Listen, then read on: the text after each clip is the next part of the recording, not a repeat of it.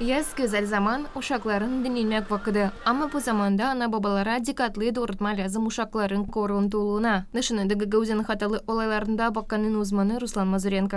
Преимущественно дети остаются дома одни, за ними, как правило, нет Uşaklar tasık yalnız evde kalırlar da onların ardlarına lazımlı gözletmek yok. Uşaklar göllere giderler, kaylıksız, kontrolsüz, su içine girerler, üzerler, tutmayarak lazımlı kuralları. Kemer sıra onların yaptıkları varınca bellara getirsinler. Действия могут привести к летальному исходу, что будет являться огромной трагедией. Uşaklar lazım göz altında bulunsunlar, hem her zaman öğretilsinler, nasıl lazım kendilerine götürsünler göllerde. Olmasın deyini türlü kötü işler hem korkular. Nışınıda uzman. Siz şansıra bulunarsınız gölde dinlenmekte uşaklarla. Olunuz dikkat. Bakınız onların artlarına. Oynamasınlar deyini su boyunda. Köprüler üstünde kendi başına lodkalarda yüzmesinler.